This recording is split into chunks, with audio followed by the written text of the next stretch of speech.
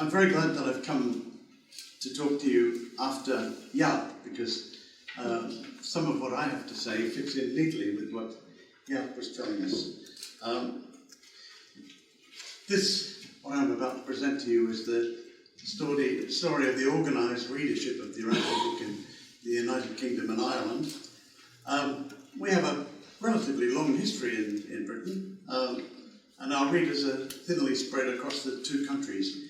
Now, as Mike was just saying, I arrived in England in 1974, and I don't know much about readership in Britain before that time. I joined a study group almost as soon as I got there, and I always had the feeling that that was sort of year one for everybody.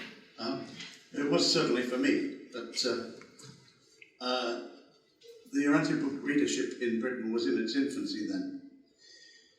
So ever since the 1970s, we've had a continuous organisation of study groups in Britain. Readers have always been spread thinly across the country, and in Ireland too. So that means inevitably that several study groups have come and gone. The main activity has been centred around readers in the southeast of England, the most heavily populated part, of course. And that's still true today.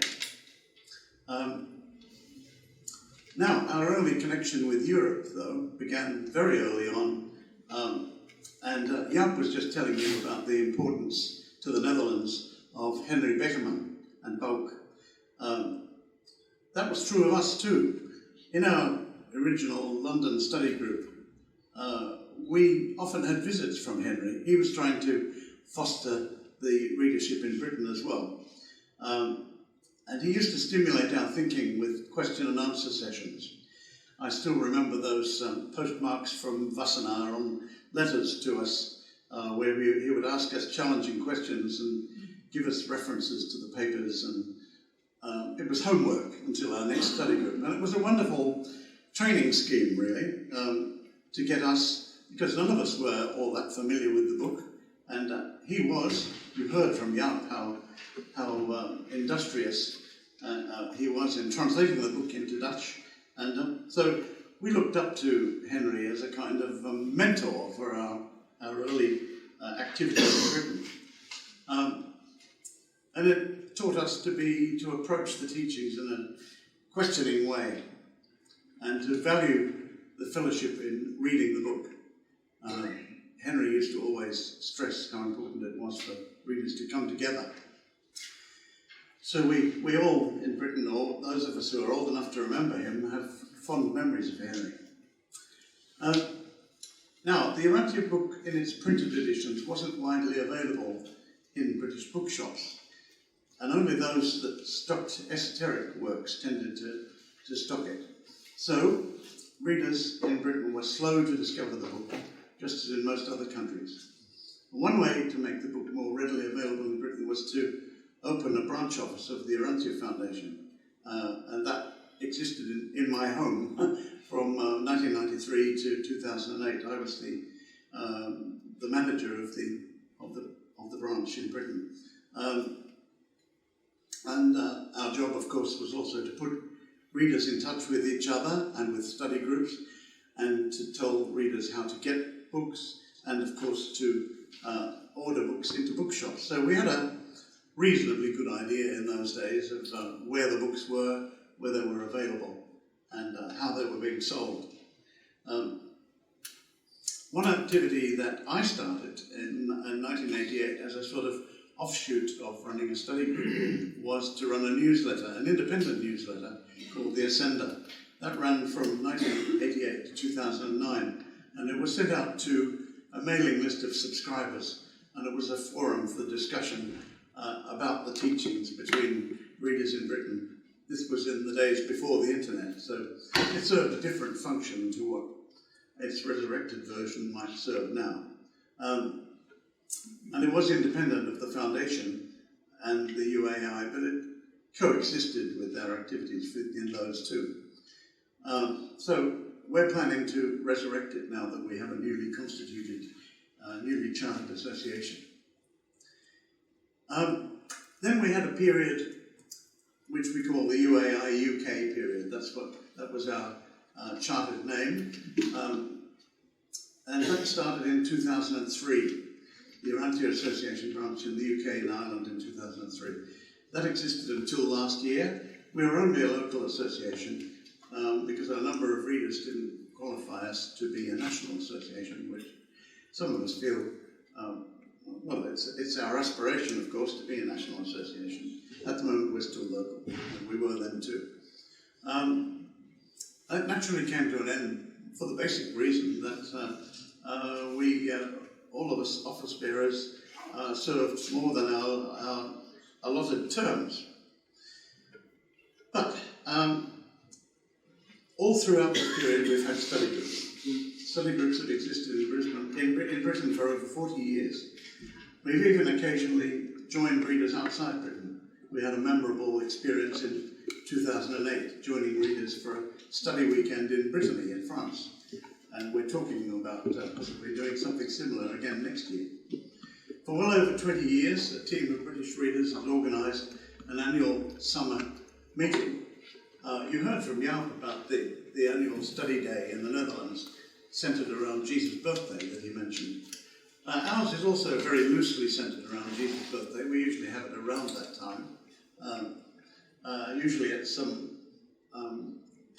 place unfamiliar to all of us, somewhere where we can be weighted on hand and foot and think only spiritual thoughts. It grew out of it just grew naturally out of summer meetings held in our own back gardens, and sort of picnic meetings where we'd get together for a weekend. But yeah, for 20 years now and more, we've always had something every year. We book a place, a retreat, and spend a weekend there, usually from Friday to Sunday. And at the end of this talk, I want to invite you to our next one, because we still have room for others.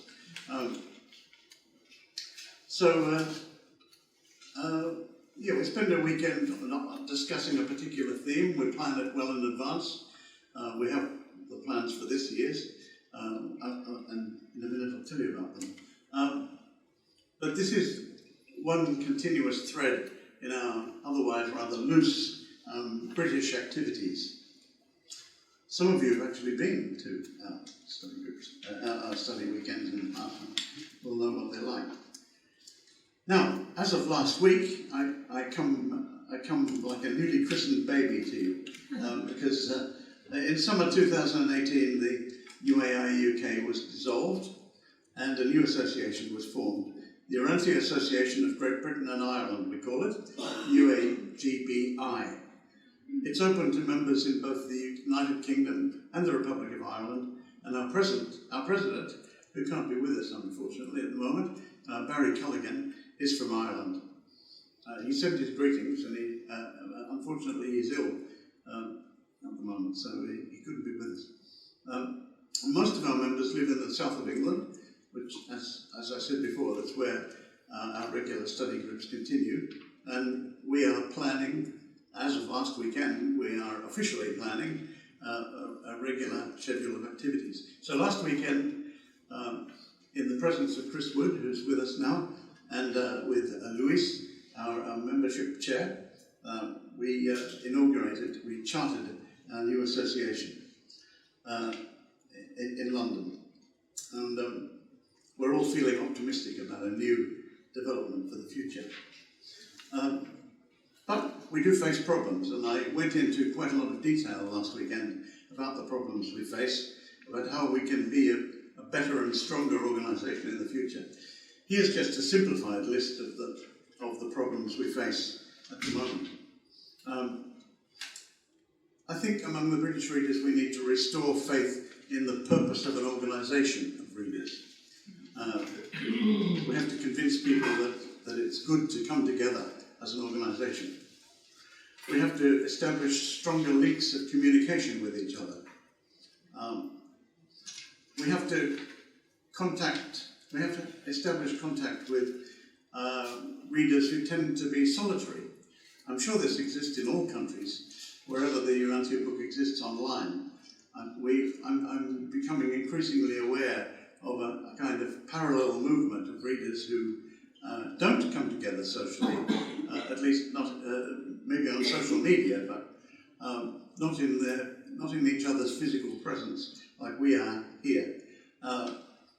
We need to bridge that gap between the virtual readers, so to speak, and the physical readers.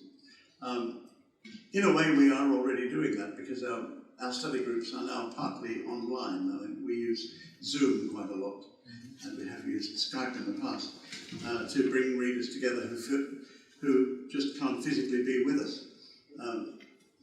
And we found that helpful. They miss out on the cream cakes and coffee, but we still have that fellowship. And we're learning from the experience of other associations too. And there's always room to learn more and more from other associations. And international conferences like this European one, and the one that Jaap described to you in the Netherlands, are a great teaching mechanism for all of us in the smaller local associations.